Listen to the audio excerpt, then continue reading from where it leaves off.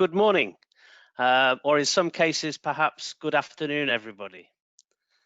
Please may I take this opportunity to offer a very warm welcome to each and every one of you joining CatererGlobal's 2020 Industry Insight event. My name is Jeremy Verco, and I'm the sales manager of CatererGlobal.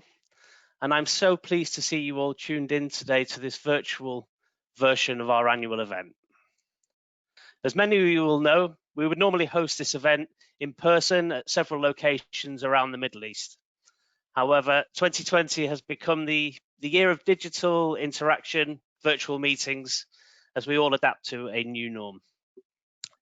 So the good news is, by its very nature, a virtual event does allow us the opportunity to open up our event to a wider and more diverse community of HR professionals.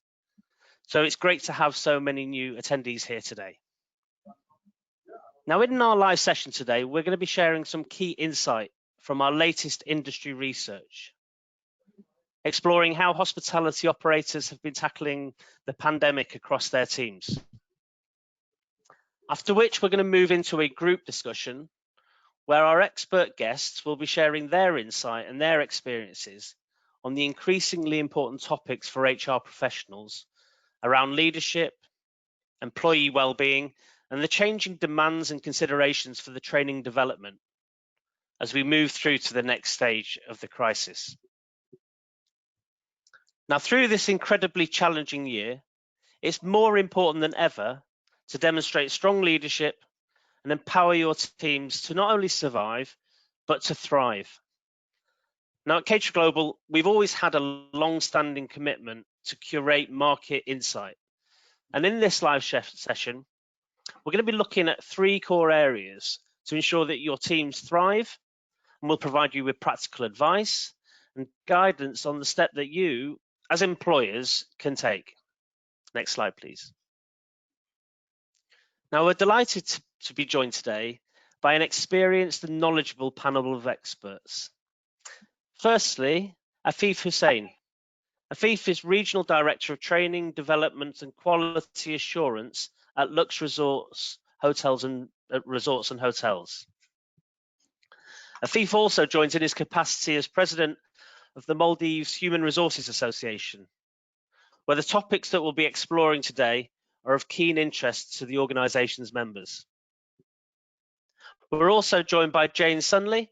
Jane's CEO of Purple Cubed and founder of Wellbee, a tool that's built to help organisations look after well-being in the workplace. And finally, by Stefan Geyser. Stefan is Group Director of People and Culture at Minor Hotels. And they will all be sharing with us their expertise and advice and guidance on leadership, well-being, and training and development. Next slide, please. Now, to make the most of this session, please add your questions to the chat box throughout, and we'll answer as many as we can. Naturally, if some do remain unanswered, we'll endeavour to come back to you after the session.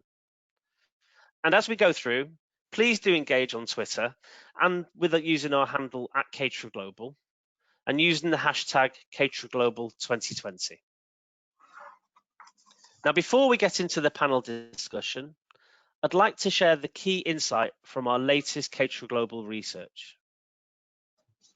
Next slide, please. Now, as is customary, I'll start by shedding some light on the demographics. The survey was conducted at the start of September and was completed by over 1,500 respondents. The audience reflects an experienced group of hospitality professionals from across the industry, where 68% are between the ages of 25 and 44, and 25% have been in their role between 3 to 5 years. That said, 20% of the respondents are currently unemployed.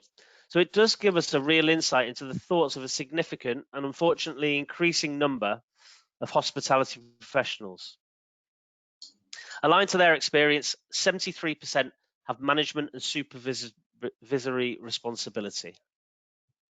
And finally, whilst the research piece is global in its approach, we can see that 30% of respondents are currently here in the UAE, with another 11% working elsewhere in the GCC and 11% based in Africa.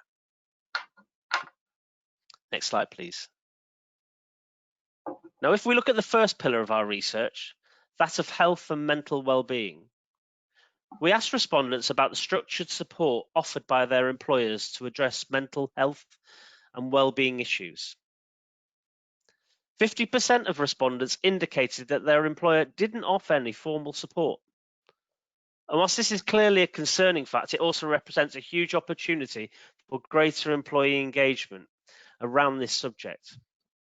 And it will be great to get the panel's insight into the advantages of a well thought out mental health welfare programme later. What's more, of the 32% of respondents who indicated that their employers did provide formal support, 61% have actually utilised it. So what this goes to show is that when there is a programme in the workplace, there's a real appetite to use it. It's certainly not a tick box exercise. Next slide, please. Now, when we look further into the key mental well-being concerns as a result of the COVID-19 pandemic, we can see the two biggest single areas of worry are with financial and job security, and secondly, a worry about the health and well-being of friends and family members. Now, given that a high percentage of your colleagues and associates will be working away from their family, as well as perhaps performing the role of a key provider, this might not be so surprising. But nevertheless, it'll be great to understand from our panel of how to address these concerns. Next slide. As I intimated earlier on, it's more important than ever for businesses to demonstrate great leadership and for managers to empower their teams to not only survive, but to thrive. And the good news is that overall, 59% feel either positive or very positive towards their employers' handling of the COVID-19 pandemic, with only 19% having a negative standpoint. One of the key attributes of responsible and positive leadership is that of communication. And in this regard, 56% of respondents feel that their employer communicated regularly and sufficiently throughout the pandemic. However, tellingly, 30% held a contrary view on their employer. So it'd be great to get our panel's thoughts on the positive impact great communication is going to have on colleagues at this moment in time. And finally, we asked respondents about whether their manager set clear expectations about their job during the crisis. Whilst 55% indicated that they did, again, similarly to the last question, more than 30%, or another way of looking at it, 3 out of 10 said that they didn't. So whilst these are mainly positive stats, there's still a sizable opportunity for improvement, for leaders to communicate more regularly and clearly and set clearer expectations. Next slide. Now, as we look towards the third pillar of our discussion and the topic of training and development, we asked our respondents if, as a result of the crisis, they'd received additional training outside their current department. Now, strikingly, the split was the same, with 42% on either side of the fence. Now, in terms of the key areas for retraining, these were in food and beverage, hotel management, and housekeeping. Now, it'll be interesting to see how our guests expect this to develop over the coming months as we move through the crisis. Next slide. When we align the two areas of L&D and leadership and asked our respondents whether your manager or leader provides suitable support to develop their career, we can see that whilst half the managers did provide it, there is still 36% that didn't feel that this was the case. Clearly, this is still a significant number and undoubtedly could have an impact on the employee engagement and naturally their ability to thrive within this new working environment. Equally, a lack of management support could be a strong factor in the ability of employers to retain their best people as we move through the crisis. Next slide, please. Indeed, while not entirely connected, our survey showed that 67% of employed respondents are looking to make a career move in the next 12 months. Now, 27% of these want to develop their careers within the same business. However, tellingly, 54% are looking to develop their career by changing their employer. Next slide.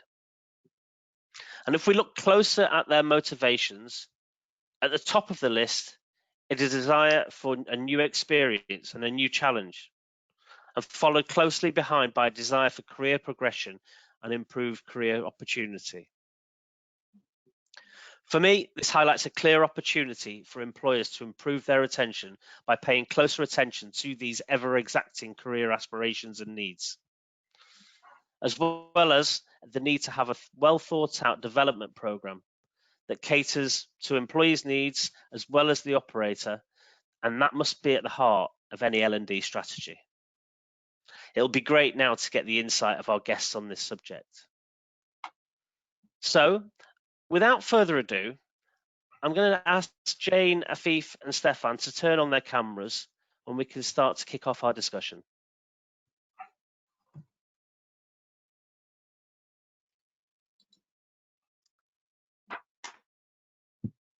Wonderful. Good morning, guys. Morning. Good morning. I guess in first instance, as our guest today, I give you the opportunity to introduce yourself, starting with Jane. Hi, good morning. I've been running Purple Kids for 19 years.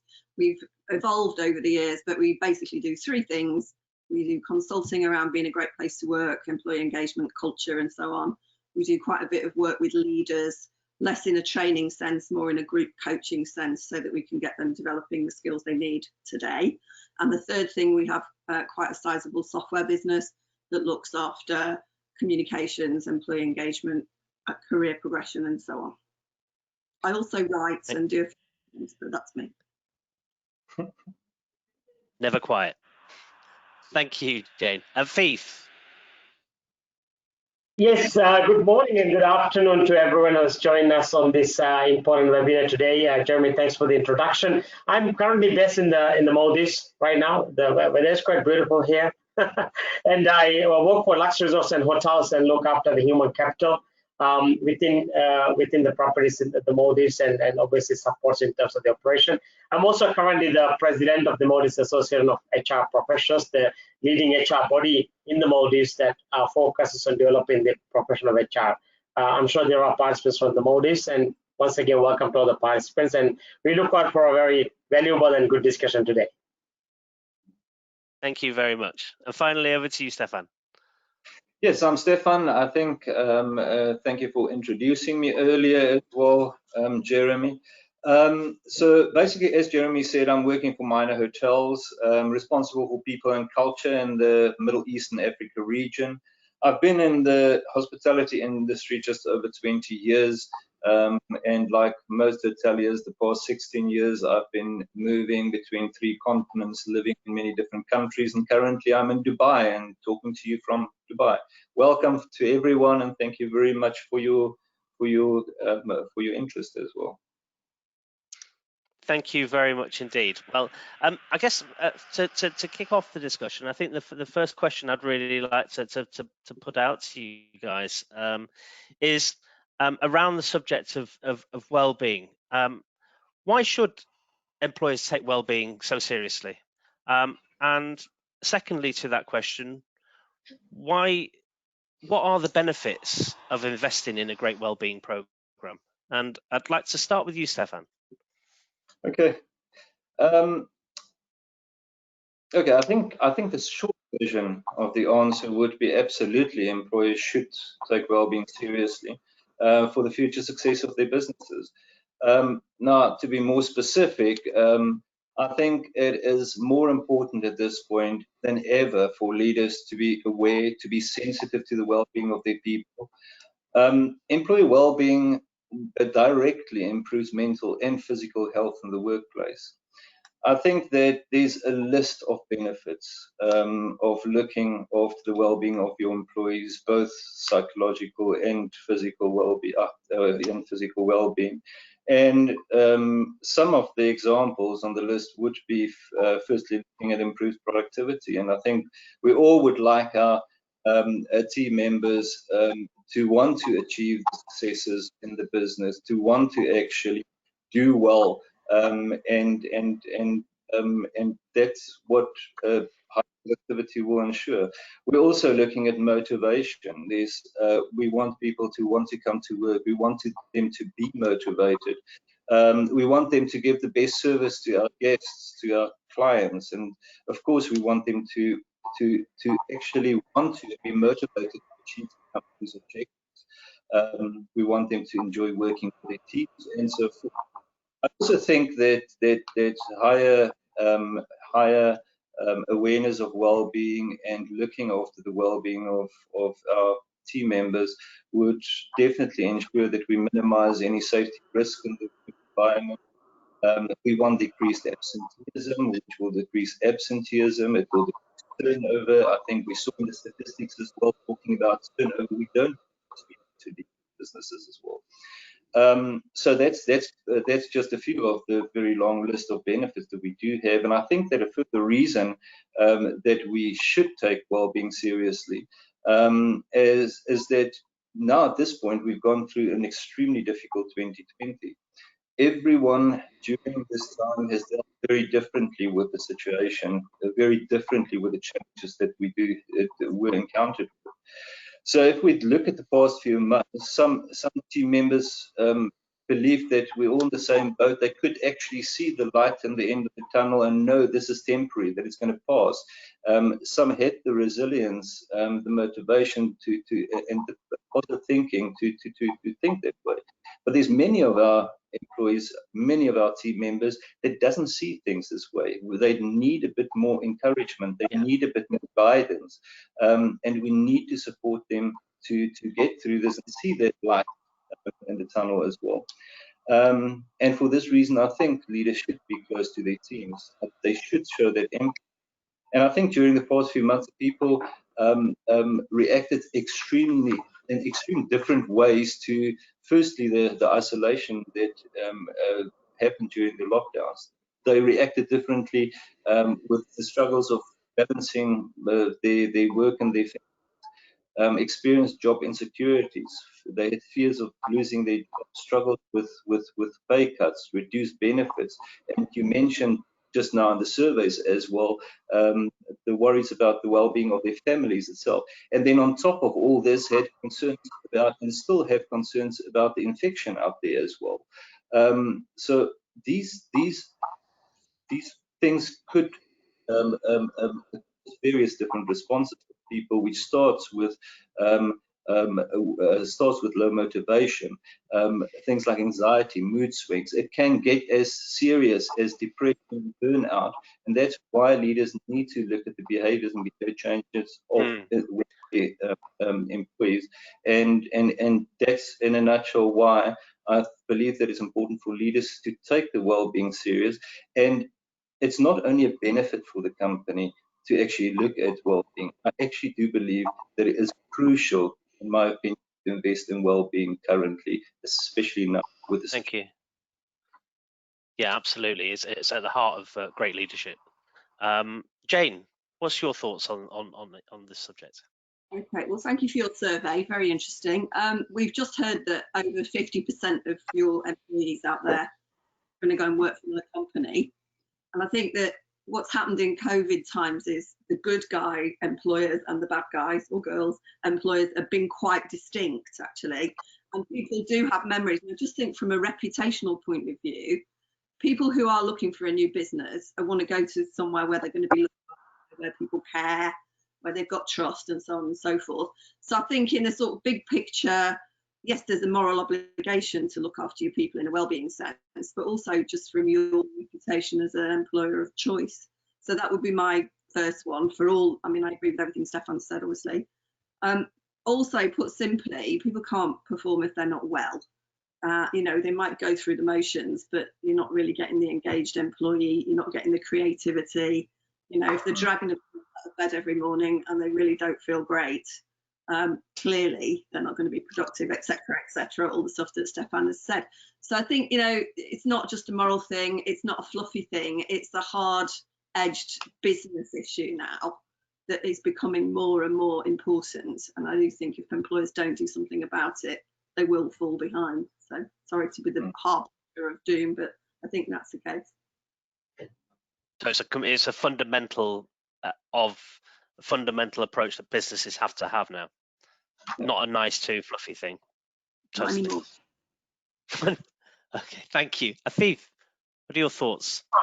Yes, I think this is obviously a very, very important topic, and Jen and Stefan already shared some important points on why this is important. So I believe everyone on this webinar, since we have over 100 participants, I think we all understand as leaders and managers that wellness is important, and a team can only perform, and productivity is equal in how well you are. But I think what has happened in the last, even if you look at the last decade, or 5 years, this topic has been taught a lot. There has been conferences around this, but the problem is not about the conferences; it's how much we execute and really implement it. It is a very nice topic to talk. There's so many researchers around it. But once we leave these conferences and research, what are we doing intentionally to create a culture of wellness and well-being within our organization? I think that's where we as organizations around the world have failed, quite miserably. Because when the pandemic hit, we realized the importance of it. Well, we should realize it all the time. So let's take back, maybe, for example, in the next, let's say, 2 years, 24 months, we hope that things will get better. We don't know. I mean, especially with the current situation, I think we can only relax when the whole world is given the right vaccine as is relevant. I think we should not forget this. Even in future, this has to be an important area that we need to focus. And I think we need to take action. We need to implement ideas that we learn, and we need to make sure that it is being monitored, observed. And there's one thing that I've learned recently, something around what we call as creating a circle of compassion within your organization. And that really requires what Stefan mentioned about the empathy, the care. And I think most importantly, care is a nice thing to talk, but care only happens if you do things. It's not a thing you say, well, I care for you, but it's what you do that really matters, because care is measured based on what you do. And when you do something, how one feels, that actually is then get observed and feel and reviewed by somebody as care. So I think what we really need to focus as leaders today is to create a culture in the organization where we do things that actually demonstrate that we focus on the wellness and well-being of our people. And I know in the later part of our conversation, we'll be sharing some ideas on how we can do that. So that's my take on it, Jeremy. Thank you. Wonderful. Thank you very much. Yes, so I guess at the heart of what people are saying is it's fundamental. The rhetoric is a nice thing to have, but the reality of actually implementing it is what is required now. That's crystal clear. Now for Jane, if I can ask yourself, how do you think that leaders should go about introducing wellbeing initiatives within their business? And the second part to that would be, what are the most important things that they should consider? Okay, I'm going to take slight issue with the word initiatives, because I think this is where it goes wrong. I think that people do things in isolation. So they might have an employee assistance program, excellent idea. They might have a mental health first aider, excellent idea. But then they might not, going back to what Afeef just said about culture, if you've got managers who are going around bullying people and there's unfair treatment and lack of trust, etc., within the fundamentals of your culture, however many initiatives you put in around well-being, it becomes inauthentic, because somebody's not feeling well, they go off and get a bit of TLC, tender loving care, they come back and their boss shouts at them. It's kind of ruined in a moment. So I do think there's a thing about saying, let's look at every single stage of the employee journey, as you would with employee engagement, and say, how does well-being manifest itself when we employ people and we onboard people and we discipline people? Or you still got to do that stuff. We're not saying we're not going to performance manage and we're going to fluffily wrap everybody in a cloud. We're saying we're going to do everything with kindness and compassion, and we're not going to hurt people. So I think if you can do those things and then add in we'll call them initiatives if you like, but you've got to get the base level of every leader at every level in your business actually does care about their people and treats them fairly and well. So I guess where I would start. And then there are a whole load of other things that you can do, which I'm sure we'll explore.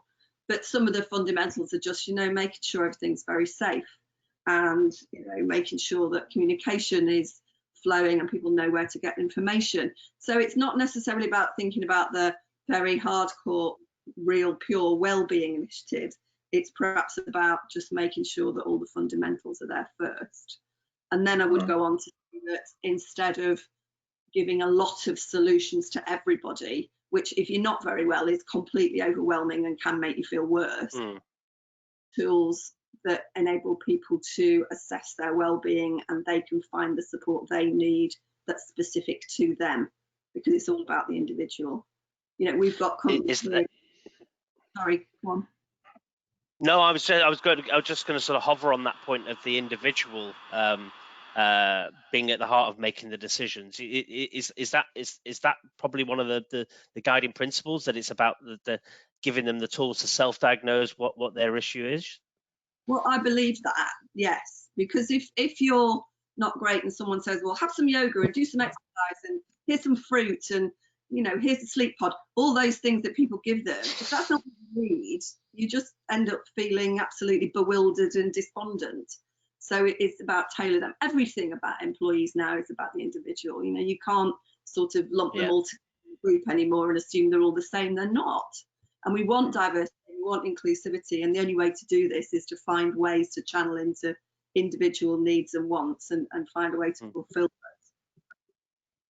Okay, thank you. That's interesting. And I wonder that the add-on, the next question to that would be to Afeef and perhaps Stefan as well, is around addressing mental well-being when you're in some of the locations that you've got hotels, remote locations, or indeed where the employees are, away from home. How do you address these concerns in those locations? I'll start with Afeef, who's sitting there in the Maldives in what we would consider as probably the nicest remote location. Yes. Well, yeah, the remote locations, could be one island, one resort, or it could even be, far from the city where you can't return to, home or to your family every day. And I think there's, specific things that we can do, because, yes, it is true when people are remotely working or based in isolated areas, they tend to forget about their, they have to go to the gym, or they have to eat out, practice healthy eating habits, and, they really have to look after. And one of the things that, I personally have been promoting within our team here, we have about 600 people on the island, so most part of the year they are actually here. On one of our property, we have another property in the Maldives where there's 300 people, and I've been specifically speaking to them and saying they have to look after themselves, because they don't look after, they can't, do anything with whatever they will even have, right? So one of the things I is that even for all the leaders who are on here, and I think there's a culture around the world in every organization where when, let's say the leader come to the office and we're in the office, and the team won't leave until we leave the office because they think it's not nice. So what I've been promoting to my team is that don't worry on my time, because I know there are people who knows me, who has worked with me on Discord. They know I usually spend a lot of hours in the office. One of the messages I communicated them was, don't look at my hours. If I'm in the office, it doesn't mean you have to be here. And I don't count your time based on the hours you spend in the office. I count based on the productivity and getting things done. So if you need to take a nap in the afternoon, go and take a nap. Just send me a text message. I'm not going to be bothering you, So I've been, specifically telling this to them and really encouraging them. And it has been helping. And the people who has not taken a nap in the last 1 year start taking nap now. And people leaving the office early. Because you really have to tell it to them, and because there is a culture around the world that people think that I got to be in the office if my boss is in the office. No, that's a myth, right? We as leaders are required to spend more time because we have a lot of things to do. So we will spend time in the office more than anyone else, obviously. But not, and even if we spend office all the time, it doesn't really mean we're always, working. But there are a couple other things we have to do. So that is the first way to get right. And the other important thing is I think you could create specific programs, specific events where people are supposed to participate, and you give them different options, because not everybody may want to go to the gym, not everybody may want to speak to a counselor, not everybody may want to. So you need, because there really is no one size fits all program when it comes to wellness. You have to have different options. So one of the things that we've done here is, for example, we create a wellness team where they gather and they come up with different activities for the team. So you can choose from yoga, you can choose from speaking to a wellness counselor if you have something to speak, right? And the other important thing I think is, you probably remember, everybody on this call today, there is a World Wellness Day. On that day, around the world, I mean, everybody like goes crazy with lots of doing new things. But the question is it only one day out of 365 you have to celebrate as World Wellness Day?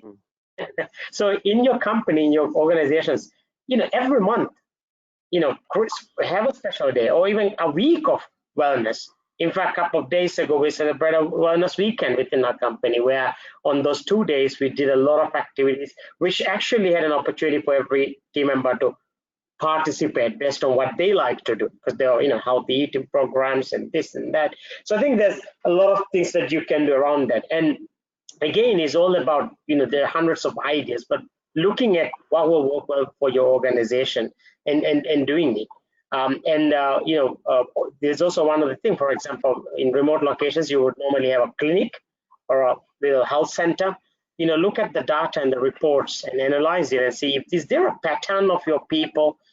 For example, I remember years ago, there was a pattern in one of our property where a lot of team was having gastric issues. When we look at the pattern, we realize this because of the spicy food that they've been eating.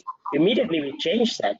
So you have to look at the data, you need to look for the pattern, and then you need to take action. So these are some of the ideas that you could implement, or you could look at. That's fantastic. That's a very blended approach to the whole subject. It's not a one approach or another. It's very blended. And what would your thoughts, Stefan? Is would you echo that, or is there anything else that you would have to add? I think a lot has been said already, and I think that all your measures that you're taking in a remote area would be very similar to that what you would do in any other property, however, perhaps a bit more on steroids, and a bit more focused, and ensure connectivity and all those stuff. Wonderful things. I think also that a person should, instead of getting the feeling of being stuck, encourage the team to use this opportunity, opportunities to learn new skills. Also with digital mediums, to make sure that you have the access to digital mediums for learning and development and so forth as well. Because the one thing is learning something new could be a great psychological booster for a person, and it could get the person distracted from possible worries and all these type of things. So it's that type of focus. I think Jane earlier on and Afeef also talked about the individual, making sure in the remote areas as well that leaders stay close to the individuals as well, understand the individuals, understand their needs, understand what actually makes them tick. And then Afeef mentioned quite a lot of it, specifically with activities, themed quizzes, sports activities, and we've actually found most of our properties would have activities, keep staff involved and so forth. But we've found also that the PNC leaders in the remote areas do much more of it. And of course we've seen bike races and sports activities, barbecues, and nutritional advice, and so forth, to actually address mental and physical well-being. And we definitely saw the benefit much more when you have increased activities directly linked with a much more positive outlook of the team members as well. So it's looking at all these areas, looking at activities. So also I must also mention the activities are all done, I'm told, with social distancing, but it happens. So basically all these things together contribute. I think that in remote areas, accessibility and accessibility to the sources is very important. I think Afeef mentioned most probably that as well. And there's many mindfulness apps available that could be introduced. Looking at things like virtual coaching, counselling resources that's virtual that people can have access to. But the other thing is, we many times have resources, but we don't. Our team members isn't necessarily always aware of the resources as well. So also constantly reminders that these are the resources. This is how you access it. And even provide links for whatever if people require that and so forth.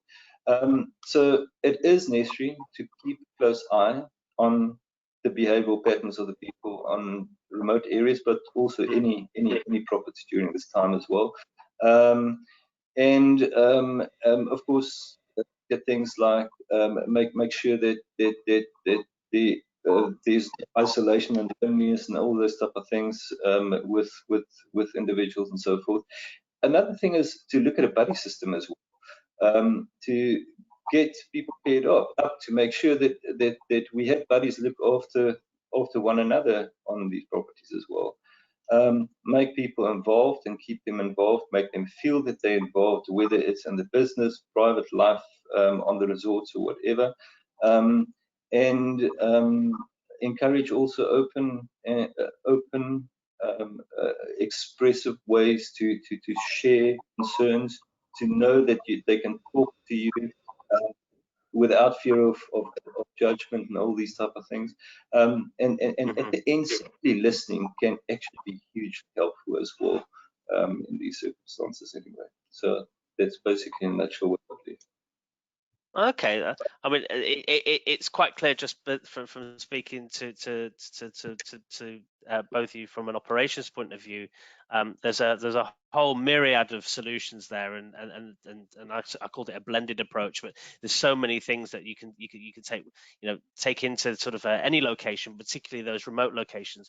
One interesting thing that you mentioned there, Stefan, and I'd like to sort of engage Jane on this side is you mentioned the sort of the virtual learning piece. I mean, have you got anything to add there, Jane, around that remote location, sort of that wellness approach that maybe perhaps from a technology point of view can support people? I think you absolutely have to have the right technology in place, and we've been forced into it, certainly here in the UK, where people are working in their homes. I know that's not always possible, but where people have had to work at home, and all of a sudden everything has ground to a halt in a lot of businesses because they just haven't had the technology in place. In fact, some quite large businesses have had issues like that. So absolutely the technology has to be right. And when it comes to communication, I think it's about making sure that the messages are consistent across the piece, because this is such a time for rumours when, if you're forced into the changes we've had, there's conjecture flying. And I think it's about saying, hang on, this is what's actually happening. This is the clear message. And I get that we don't always know what tomorrow brings, but there has to be clarity and consistency.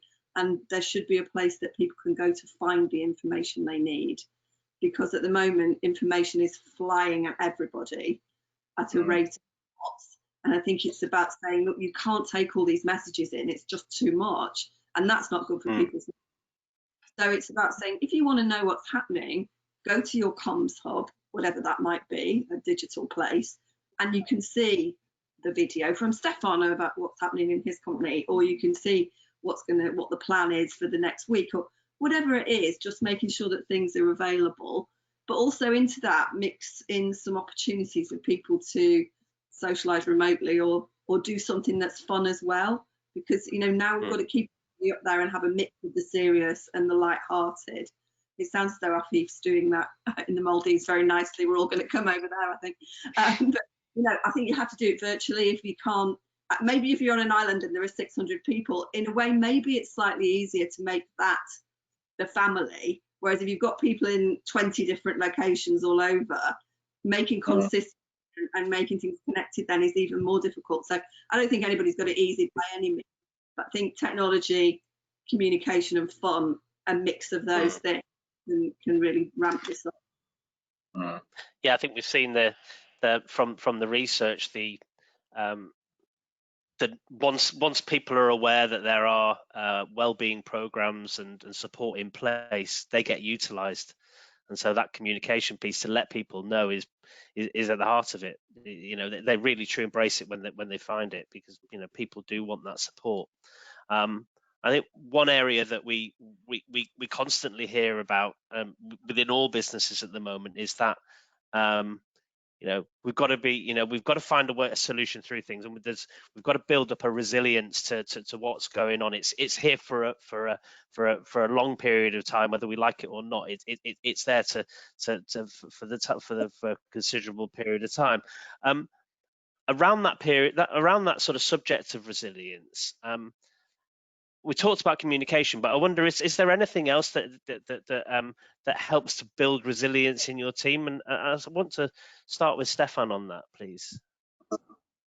Yeah, I think to build resilience in team, I think we mentioned quite a few of things already, but I think starting with, now currently we see people going back to the workplace, going back to the businesses, going back to the hotels, and of course you still have a lot of uncertainty and fear, specifically about the infection, specifically about safety and so forth.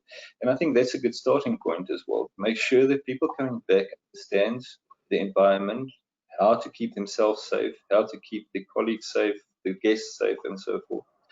So they understand how to act, which would start giving more confidence back to work as well. I think that, and we've talked about communication, I think over communication, and to find and create opportunities to interact as often and as much as possible with people. Keep in touch with the workplace. I think also keeping team members informed at any point of time, precisely what's happening, where we're going, and be very honest and clear with teams, with your communication, specifically also on the direction of the business, the objectives, what you require, and so forth. I think, and I've mentioned, to support the teams in the workplace and check in on them every now and then, talk to them, find out how they're doing, what's happening. Also, one thing to remember is to create a balance. These are all things that we should have done and most probably done before COVID. It's just a bigger focus we need to give on this now as well. Doing it like I mentioned before as well. And it's creating also a balance and ensuring that people take their breaks, that they sometimes do get away a bit from the work environment and areas. Create structure and keep the structure. And I think also important to be predictable as a leader as well, because I think in uncertain times, predictability of a leader is absolutely great to see, and it actually creates resilience as well. I think the building of trust on a constant basis from day one, building the trust back of the team members, building the trust through relationship, showing openness, that people feels comfortable. They can come and discuss concerns with you, or discuss ideas, or anything, have open communication. I think celebrating of wins on a daily basis or a weekly basis, making sure that if something positive happens, we celebrate it, and then of course encourage positive thinking right through from day one anyway. So I'm not sure. I think that roundabout would create more resilience anyway. Wonderful, thank you, Stefan. I want to come now on to Jane, just as an insight. I think I've heard you say before that resilience is like a muscle, that it needs working out. I wonder if you could just expand on that a little bit, because it's quite an interesting sort of way to take on the subject. It's really important for everybody to know that you're not just born resilient. I honestly believe that, and that, like your muscles, you know, you can be the puny kid, or you can build your muscles up. And I think, and that's painful sometimes, because you're pushing yourself hard out of your comfort zone, and you're learning from that, and your muscles are learning and growing. And I think resilience is exactly the same. And so a question to ask, I think, all the time is, what have we learned from that? So if things go wrong, that we can sit down as a team and say, what did we learn from that? And we're not all sitting crying and saying, oh, we'll never get over it, because everything will pass. We know that. all of us that thought we'd be isolated for 2 weeks, me, the optimist, and now here we are 7 months later. We're learning from that, but it's passing and getting somewhere. So I do think there's just this whole treating everything as a learning experience. And I know that's hard when things are going disastrously wrong, but it's the only way to get through it. And it really does build the muscle of resilience. So I think everybody needs to think about it like that, because it's very difficult to say, I will never be resilient, and bury your head. And you're not exercising. So that's my take, really. No, it's a great take on it, Anna, and with Afeef, also those building it up and those building blocks to build resilience. How do you manage it within your business? Yeah, this is a very important and interesting topic, and I like the point that Jen mentioned. Yeah, it's a muscle that is working in progress. And I just want to start with a story. And I mean, Jeremy, I'm not sure if you are in London, you probably are, and Jen, probably you're there too. Last week on Sunday there was the Virgin Marathon. If things were good, I probably would be there to run not the marathon but half marathon. But it was interesting that the world's one of the world's number one in the Kenyan runner Kipchoge. He did a marathon, which a human being has never been done since Roger Bannister many years ago. And he did last year a marathon of 1 hour 59 minutes, I think under 40 seconds. So this year he came to London to win the marathon, and when he ran up to 25 kilometers, which is a bit more than half a marathon, he couldn't continue it because his air got blocked, and obviously, but he practiced like no one has practiced because he came to win the thing. But he did complete. He became number 6. And after that, obviously, he was interviewed because the whole world won. I mean, he had a lot of pressure because everybody thought he's going to win because he's the world recorder.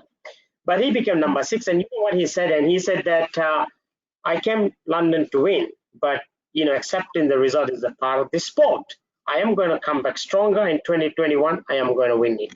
Now that is resilience. And you think Eliud Kipchoge got that when he won? No, he was building that over the years. So my 3 key points in terms of as leaders, what we need is we need to challenge our people. For too long we have been accepting a substandard work at times from we have to, if we believe in our people, we should challenge them and say, is this your best work?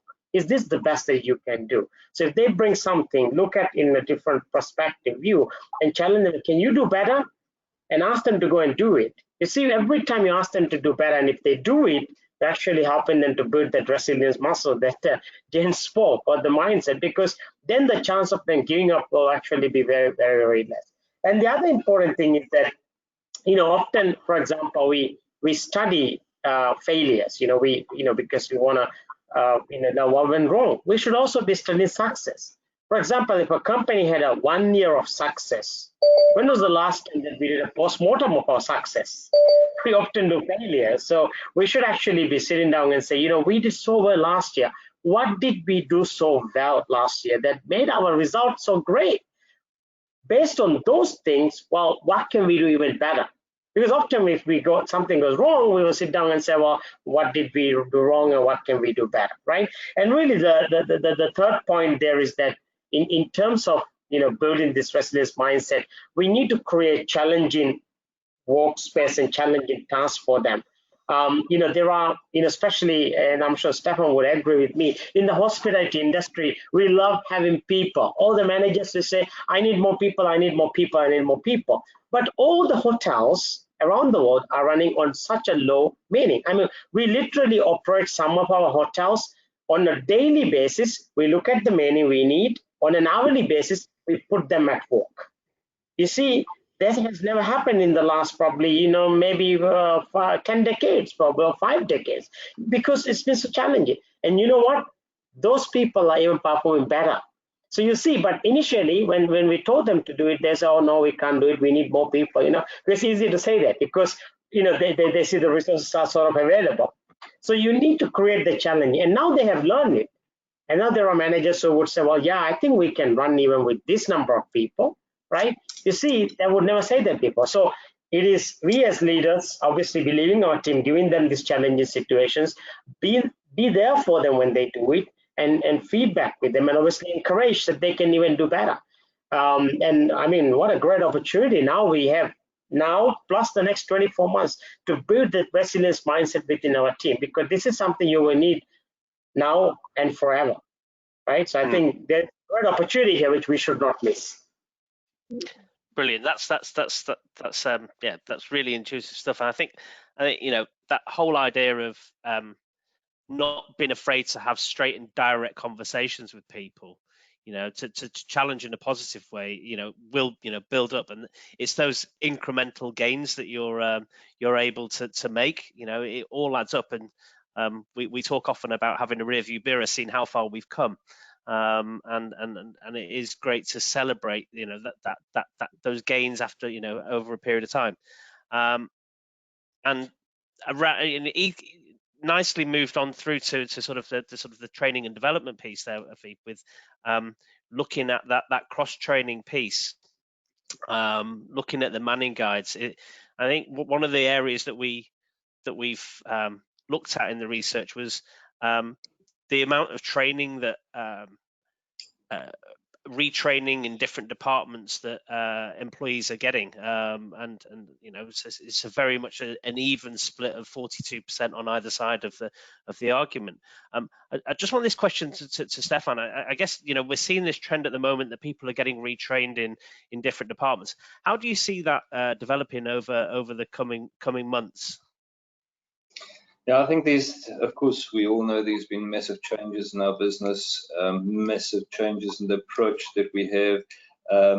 Of course, looking at reduced structures in many circumstances, the need so much more to be more efficient. And for that reason, I think that there will be much more multi-skilling, cross-training, and all those type of things within the work environment. I think that, of course, have to be very careful, because we can't start multi-skilling without giving the sufficient training and development to the person, because that will just cause further mental issues within our employees with stress, these type of things. But I think that will be quite an important focus in the future, looking at the of the different skills within the workplace as well, in different departments, not only own departments. I think there's going to be other big changes within learning and development as well. If we only look at digital learning as such, I think that most companies has in the past invested in digital learning and online learning and all these type of learnings. But I think the past months or the past year, digital learning has truly arrived, and it is changing the way that we're going to see learning and development in the future as well. I think in the few past months, from my perspective and mine, we've actually become extremely versed with MS Teams and these tools. And I've actually experienced virtual training more than ever, and of a very high quality. And with virtual training, you could reach team members over the globe at a fraction of the cost as what you would have done with traditional training. So that's definitely something that's going to stay, and I'm sure to become much more focused. So if we look at, of course, Minor and many other companies has already been very well set up with online training before COVID, but it also seemed that you had much more new and more interest in the past year, and of course this will also continue as new media. I think we've also always been active before COVID with long-term development, career development, training, leadership development, these type of things, and which of course in general improve retention for your business. If we look at the surveys that discussed in the beginning as well, if 54% of people indicates that they're going to leave the employer, I would advise employers to actually do a bit more in this as well, because of course that is what ensures retention anyway. So that there will focus on that as well. I think that well-being as a concept and well-being training has been, we've talked about it for the past 10 years already, and to an extent has happened.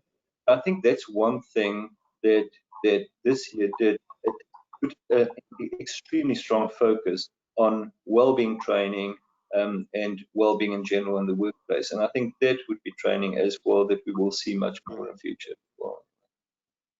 Okay, that's interesting. Obviously, there's more and more tech out there to support businesses with that. I guess around that whole upskilling piece, one of the areas that we talked about, and it's a question really for Afeef here, that obviously there's a responsibility of the business to ensure that you get the right manning and you get enough people in certain departments at certain times of day.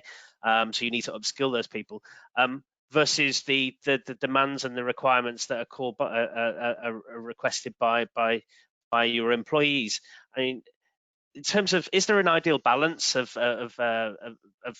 how you go about the sort of the demands of the responsibility of the business versus the desires of the employee? Yeah, I think in terms of creating a balance, it's hard to determine that because it really depends from business to business. But I think what we should be looking is not to balance, but we should be looking into integrating, a workforce or a team where they have multiple skills or multiple talents. So, for example, we have learned that following the pandemic and when we have to open the business, we can't bring the same number of people that we used to have before. So obviously we would then look into those who team members, who we have observed in their past performance that they've been very flexible. So we know if we would give them a job that they weren't doing before, they would still be ready to do it. So even if you look as a restaurant waiter, because some waiters are very, very good at working in buffet restaurants, or some could be very good at working at, a la carte restaurants. And there are waiters who would say, well, I'm not going to work in a buffet restaurant because they tend to have that, obviously, the pride of working in a la carte restaurants. But, if your a la carte restaurants are not open, you want to come to work and we want to bring you, you're ready to work.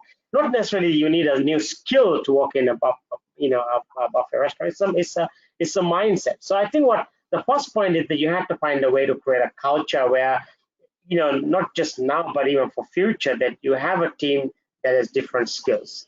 So create a program or a culture where you have, for example, which probably many organizations representing in this webinar today have, cross-department or cross-functional training programs, which are set programs, like some organizations, to get a cross-training certificate, you need 72 hours, 96 hours, or 100 hours of training.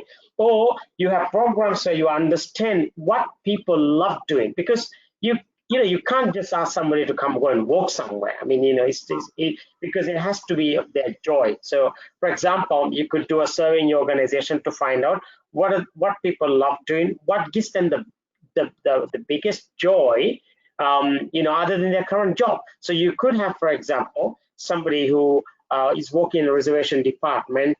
He or she gets a great joy in working in the bakery. Or doing baking. So there is a part where you could let that person do the cross-training. So you will need to have a lot of data. Based on the data, you need to provide them the opportunities that you have to do. That you have to do. And obviously, there are some very important skills that we need to train our people moving forward. I call this as essential skills, for example, in terms of the emotional resilience. We talk a little bit about that. We realize that people will perform as well as how good they are in the emotional intelligence part, not necessarily the IQ. IQ is obviously needed, but I think in terms of providing service and handling situations, this is also important. And most importantly, decision making and resolving complex problems. And these kind of things are skills that we need to teach people, and some of them can be taught through online programs. And I just want to echo with one thing as Stefan mentioned. There's so many, almost all the organizations have created this culture of working from home, learning wherever you are, which is virtual learning, right? It is believed that some organizations would go back to the old model once things get better. But we have learned so much. So created that, like you said, Jeremy, the blended approach, we found we could create a lot of programs online and do it for people. So in future, many years ahead, right, create a blended approach where there's a 50-50% or even more, because you can reach to people wherever they are now, and you can create a training program that could teach them really any skills, from distance. Of course, there are some skills you need to do practical part at one point of stage so that you can harness the skill and become a master in it. But don't let these things that has taught us go away, because when we see a good side, we go like, oh, gonna go back and do what we used to do before, right? So I think that would be my key points there. Okay. I think one of the areas that you mentioned there, and I kind of again want to hover over it, is that empowerment piece. It seems that empowerment is, if leaders empower their teams, there's so many advantages to it. I wanted just to start with you, Jane, on that subject. I mean, what are the ways in which you believe that leaders can empower their team's own development? I think clarity is huge for me, so that people are very clear on what's required, and that they've got the confidence to ask if they don't understand, because people communicate in very different ways. And I cannot tell you how many times someone said to me, well, I didn't really understand, but I didn't want to say so I did it and I did it wrong. And people do that, so I do think encourage people to repeat back to you what their understanding is and what the outputs look like. And Afeef mentioned earlier about, instead of measuring what people are doing, measure what the results are, because people do things in different ways. So the clarity around what good looks like, and then let people do it their way within reason, but also trust them. The biggest problem with empowerment is managers who want to micromanage and don't trust their people. So you've got to let people make mistakes sometimes, and you've got to be there to support them. So I suppose my view is, this is what it looks like. I'm here to help you, but I'm not going to hover over your shoulder. And check in with me if you need any help, and tell me when you've done it. And you can empower people like that. But there's a big line between abdication, just letting them get on with it with no support, and empowerment and enablement. I like it, the word enablement, actually, because I think empowerment sort of has this slight connotation about everything's going to go into chaos, where you say, we're going to enable people to do things and we're going to stand back and support. That's my view, really, and I know it works because I've seen it so many times. And get the right people. Yeah. Get the right people who are engaged, because if they're not interested and they don't want to do it and they don't find any joy, as Afeef says, in doing it, then they're probably not going to do a great job, empowered or not, really. Absolutely. Stefan, have you got anything else to add to what Jane said there? Actually, I think it's a very good concepts that Jane touched on there. I would actually like to echo that. I think that I would just want to add something more to what Jane has said as well, is that I think we have to also ask the question, why team members are currently driving their own development? Is it because tools and structures is not available? Is it because the tools are there, but the team members don't know that the opportunity exists? Do the team leaders know how to access learning? What's the barriers? There might be various barriers that might be preventing them to drive their own development. And of course, we need to find a way then to assist the team member and enable them, as Jane said as well, and help them to actually be ready to actually develop themselves and drive their own development anyway. Okay. Afeef, have you got anything? Oh, yeah, of course you can. No, I was just going to say, really, it's about learning and development has traditionally been something that's been sort of done to people when someone decides they should have it. So a top approach, and the answer, everyone knows this because he's nodding, is a bottom-up approach. And you can only do that. I mean, I think you can only do it by technology, because people have to find a place where they can go to say, I'd like to do this, and the manager can say, oh, that's a good idea, and this is where you find it. And going back on the learning thing, people learn in different ways. You know, some people like to listen to podcasts, some people like videos, some people like it to sit in a classroom. Increasingly less people, decreasingly less now, actually. So I think it's about having some kind of place where people can go to find the learning they need. And I'm keen on self-generated content. And what I mean by that is, if you are the buffet waiter and you are super brilliant at doing something, then you get your phone out and you make a video, and there's somewhere you can post it that's searchable, because people love doing that. People love to share their joy and share their skills.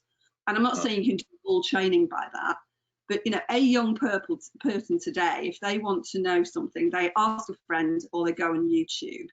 And my view is that organisations should be replicating those quick fix, quick learning ways of doing things, but within your own company, so it's your way of doing that thing. Because if you go on YouTube, fold a napkin, there's thousands, you know, but if you say this is how we do it. So I think there's just a thing about giving people the systems to say, I would like to learn this to future my career, my personal well-being or my personal worth, and then here are places you can go to find it. And I think if you did that, L&D people would become sort of curators of content, so people who find content and curate it, rather than creators of content, which is what they've always been. And I think if you could get that shift, it will save people masses of money apart from anything else. And it just empowers people and enables them to learn under their own terms. So as you know, they're so much more engaged then as well, which is what we talked about before, is that if you've got an engaged employee, you're going to keep them a lot longer than somebody who feels disenfranchised from the business. Thank you for that. Afeef, have you got anything else that you might want to add in? Obviously, your strong background from an L&D perspective. Yeah, I think Stefan and just talk a little bit about how that, how do you enable empowerment. And I think my take on this would be that we as leaders, we need to check on how empowered our team, how would they feel. So if we look at the meaning of an empowered community, is a community where they don't wait for the city council to come and fix something on the street. An empowered organization is an organization where the employees don't wait for somebody to tell you to do something. An empowered employee is someone who takes responsibility for his own development and, so on and so forth, right? So we empower by, training people, giving them the guidance and showing them the way, asking the questions, coaching, mentoring, so on and so forth. But I think what we need to do is as leaders, we need to check often, and really encourage our people to ask. Because if someone feels empowered, they will ask questions, they will ask, why am I doing what I'm doing, right? And also a big part of this really empowerment is that enabling is that when you give something to someone, tell them why they have to do what they're about to do. You ask somebody, for example, to make a report. I won't do the report, they just do it the way that you want it to be, but tell them why you need that report. What's the bigger picture? Which means when he or she's doing the report, he knows, well, I'm doing this report because this report is going to have to make a decision. Which means I'm going to put my heart and sweat and tears. I mean, you're going to put everything under that because this is a big thing, right? So what I've learned is that now, especially this period, and I ask people to make reports because a lot of these reports get to make decisions really for people, and I tell them why we're making this report. And this report is going to be discussed in the board, and this report will have a decision that impacts hundreds of people, which means the person who makes the report will make sure it's done to the best of their ability. Now that is an outcome of an empowered person, right? So I think that we need to check as leaders. Once we give something, the result comes, we need to check back and really encourage them to ask questions and make them feel why they do what they do. Brilliant. Clearly, obviously now in this time, the leadership is at the heart of great leadership is at the heart of empowering teams. I mean, what I'm interested in just explore this idea of what makes a great leader in this sort of this let's hopefully call it post-COVID pandemic period. what are the key tenets of a great leader in post-COVID? Jane, I'll start with yourself on this one. Okay, I'm just going to come back on resilience for leaders, because it's a really difficult balance between being cold and so in control that that people don't relate to, or falling to pieces and bursting into tears. And I think leaders have this really difficult balancing act of coming in somewhere in the middle, where you are showing empathy and that you are human, and yet it's it's tough for all of us, and let's do it together. And for that, I think I would implore leaders to look after their own well-being right now, because I know there are a lot of people out there who are going, we must look after everybody else, and then doing this like marketing thing, which is a natural thing in the hospitality industry. We've all done it, which is to go all out to make everything fine, when actually you're probably collapsing a little bit inside. So I do think leaders need to find an outlet. If you have to go home and pound the punch bag or something, then that's what it takes, but you have to do something, probably not drinking loads of wine and hoping that will deal with it always. So I would just say that about resilience. The other points on resilience for now are, it's probably been said a little bit, but empathy and compassion, and just thinking about the individual, asking the questions. Everybody's been out there kind of recalibrating their lives during the past few months.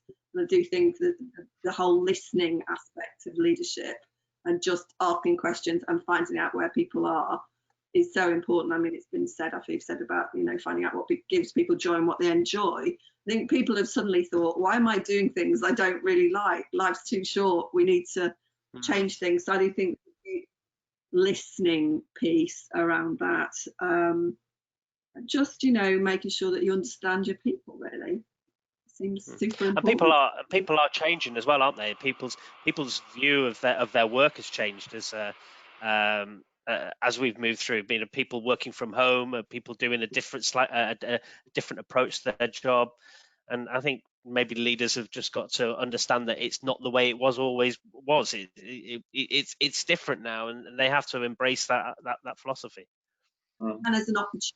And I think the other thing I would just mention is survivor guilt, which is the you're having loads of people across the industry in all countries at the moment being made redundant, and it's really hard. It's horrible, and it's hard for them, and it's also really hard for the survivors, because you've taken away their part of their family almost. So I do think leaders should have that knowledge to say, this is awful and I feel as bad as you do, and let's talk about it. Because survivor guilt is a really real thing, and that's not good for people's well-being. No. People. I spoke about this on another webinar, and somebody wrote me quite a long email afterwards who I didn't know. He said, I didn't know it was a thing, and I didn't know why I was feeling like this, and now I understand why. I'm going to go and get some help. So, there's a lot of that kind of survivor guilt going on. So leaders need to be aware of that, really. That's really interesting. Thank you. Stefan, would you have anything to add to that insight? Well said, Jane. And one thing I absolutely want to echo what Jane said is, we've been talking and constantly talking about what leaders need to do to ensure that the well-being of their team members. It is absolutely crucial that leaders actually do have the ability to identify when they're not coping, and have the understanding that there's nothing wrong to go and ask for support and help as well, because otherwise the leader is going to sit in precisely the same situation as some of the team members. The other thing is also that I think we should also make sure that people that we report to, our senior people, are they okay, and keep an eye on them as well. Our colleagues, and it's so much bigger. But then again, like Jane said, absolutely crucial that a leader can identify and will identify when they struggle, and know and have the tools and know what to do to get themselves back to where it should be. I think that, and we said, leaders are carrying lots on their shoulders as well, because they've got to build back the business, they've got to set new directions, they've got to ensure business adapt to the new environment, they've got to make sure that their teams flourish the environment. So there's a lot of pressure on leaders during this period of time as well. I think the things that Jane said, absolutely. Yeah. Listening to people, understanding people, understand that there's different needs and different struggles, and get close to the people, be able to understand it and build that trust with the people during this period. Anyways. That's yeah, that's absolutely the need to ask for help, and is clear in there. If there is a need, you should be able to have be able to recognise it and ask for it. Afeef, have you got anything else that you might want to add within that? Yeah, I think the role of leaders. I think everyone who's on the call on this webinar also will understand. But I think there's something which I really would like to highlight, and one of my favorite mentors, Joe Maxwell, always says that everything rises and falls on leadership, and which is really what we have seen. Challenges will always be there, but I think the companies or countries or even in community level, those who thrive and will thrive in future and will come out of this successfully are companies that will have great leaders. There's one specific thing around. There are many leaders still who are saying to their people, we'll just wait and see. Well, if you wait and see, you will always be waiting. And I think, imagine if an employee in your organization comes to you and say, I think I have a solution, or I believe I have an idea that can resolve this problem. And you're going to say, oh, no, we wait and see. We'll wait for them to do it, and then we'll wait and see. This mindset, leaders will never thrive in a world like today, not just because of pandemic, but moving forward, because I believe the world has always been uncertain. I mean, there's a lot of uncertainty around the world we live, not just because of the global pandemic. So as a leader, you need to create that mindset of getting away. Because I literally had people who are senior leaders, when I tell them something, and not in our company, but also in other companies where I give the, other organizations where I would guide them and say, well, I think you should do this. And say, well, we'll wait for someone else to do it and see. And they're still waiting. There are businesses that literally waiting to open because they want someone else to open. But the business that open early, they're thriving. In the Maldives, I mean, as everybody, and I think this is a very relevant example. The border closed on 20th of March. 80% of, the hospital industry to Maldives is huge, because out of every $1 we get, 60 cents come from the hospitality industry. There's no country like that where out of every $1 you get as foreign currency, where 60 cents is out of tourism industry. One other country. We opened the border on 15th of July. There are many properties that opened on 15th of July, and the last few months they're all thriving because you can only have 200 guests after having one guest. But there are still companies that say, we'll wait and see. Maybe we'll open in December. Maybe we won't open. Well, maybe they may have their reasons, but I don't think without opening your property, you aren't teaching anything to your people. To build a resilience mindset and to face this thing, you have to keep opening and to keep people in the jobs, right? So I think that is what leaders' role should be. And I am very firm on when I say this point, especially around, we have to get away from the mindset of wait and see, because we will have for a long time then. And that was the last point I wanted to sort of get your insight into, guys. Is this by empowering your teams, you're going to thrive in this new world. I mean, you pointed out there, you're opening up a property, you're taking the initiative there, and you build out from there, and you make a you make a success of it. I mean, how can employers empower their teams to thrive? What thoughts have you got around that, Afeef? Yeah, this specific questions around empowering their team.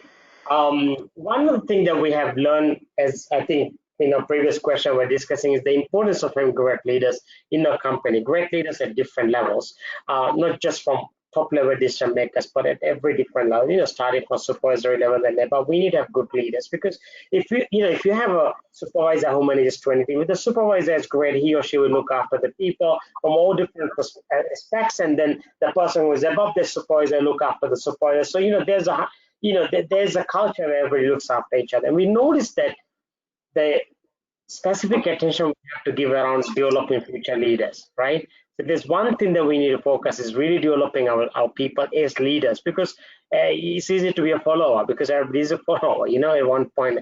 But to taking people and developing, and within our organization, this is one of the things we have learned, and we're going to focus a lot on leadership development. And it's not just giving them training programs, but also having them to shadow other people so they can follow and make decisions, learn how to do it.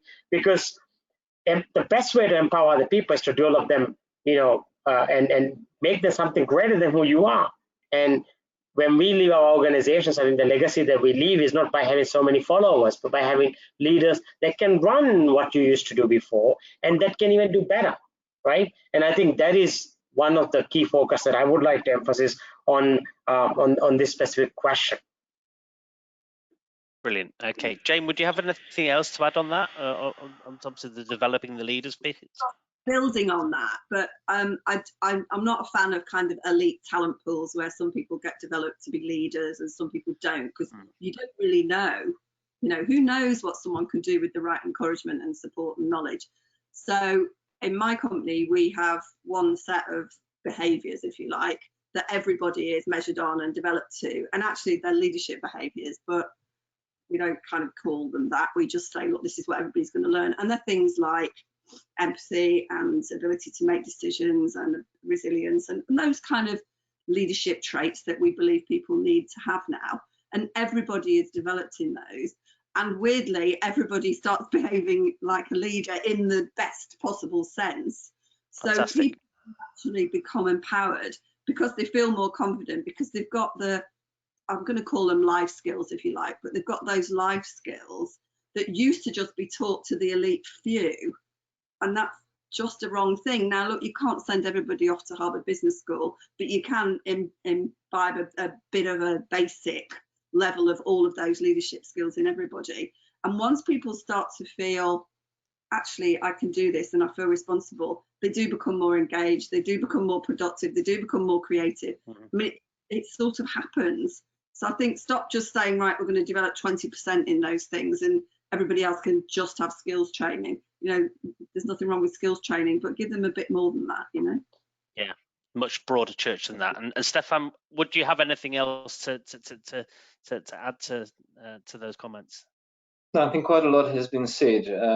Just echoing, yes, absolutely.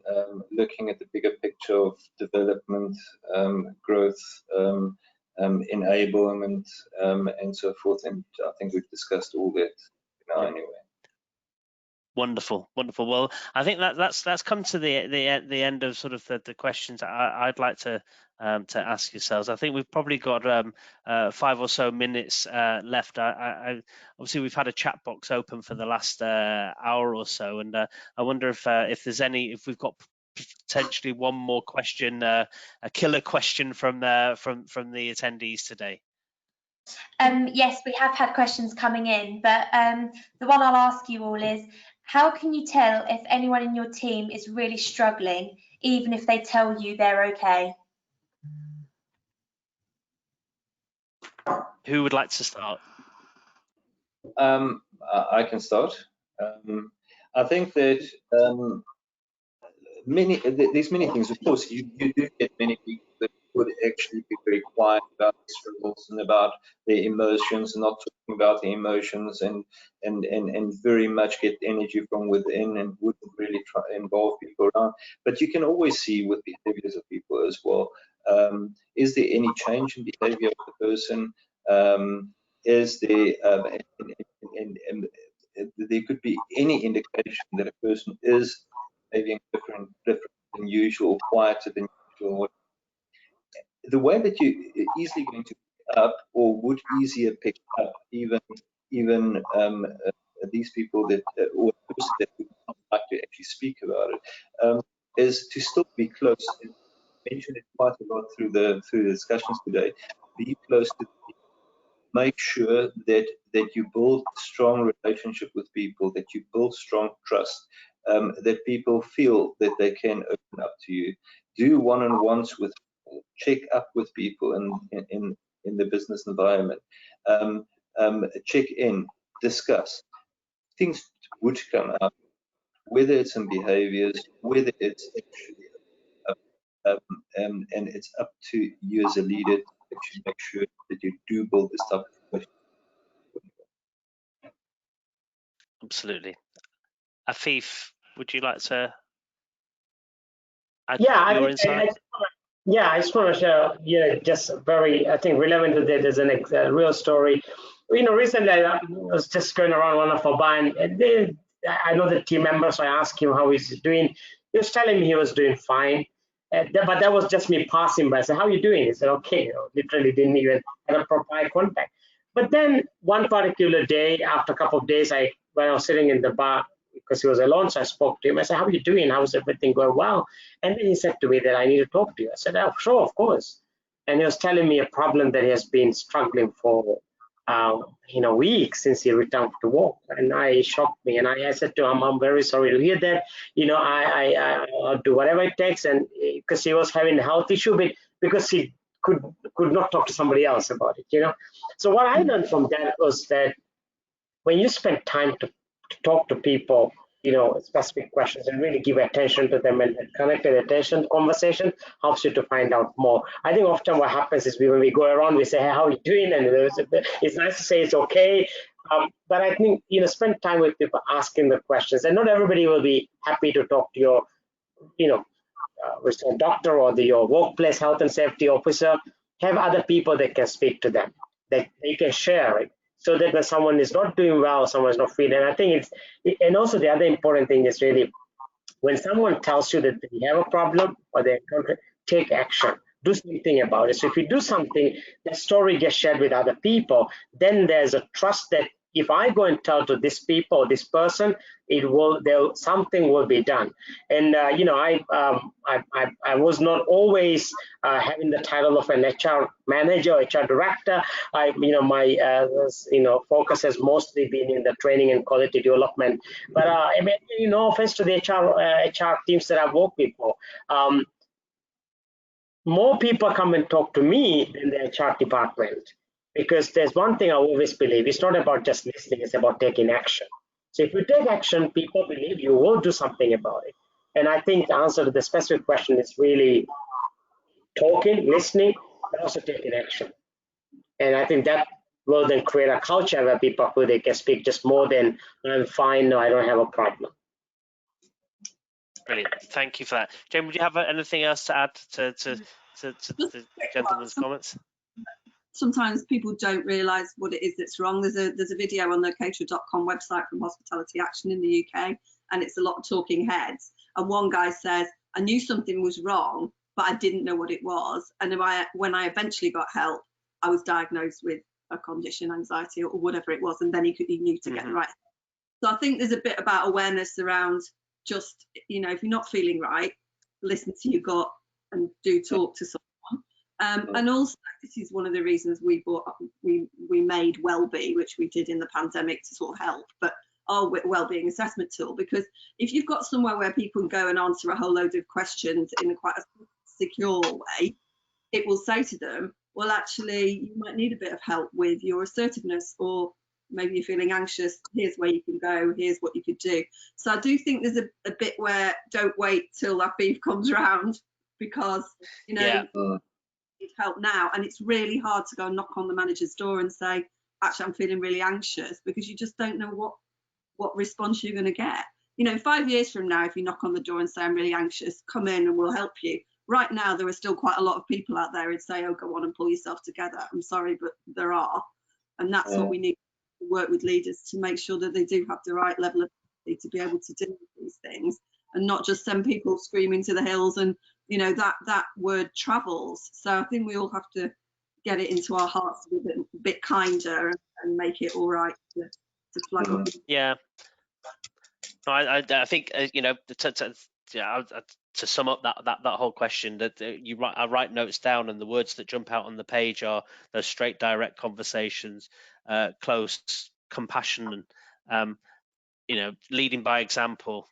Those things that if people feel that comfortable, then they'll come and have that conversation with you, and certainly then people can explore that conversation in more depth when they feel that they've got that close relationship. So Brilliant question, and thank you very much indeed for your answer on that. I think we're coming up to the end of this morning's session, and I'd like to thank you all, the panelists, for your contribution today. It's been an incredibly insightful session, and we have recorded it, so there is opportunity for people, if they wanted to take advantage of it, to get access to review it again.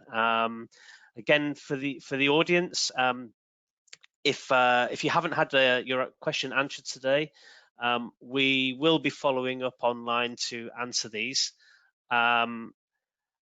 We really do hope that as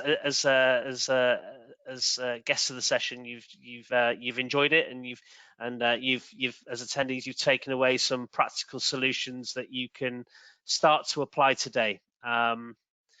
We do hope that we're going to see you soon at future CatererGlobal events, either virtually or hopefully again in person. We'll keep an eye out. Please keep an eye out for announcements on our social channels at CatererGlobal, indeed on our LinkedIn page or wherever. For now, I just want to thank Jane, Afeef, and Stefan for your insight today. Hope you all stay safe. Have a lovely afternoon, and we hope to see you all very, very soon. Thank you very much indeed. Bye, everybody. Yeah, thank you, Jeremy, and all the past. Thank you. Thank you. Thanks. Bye-bye.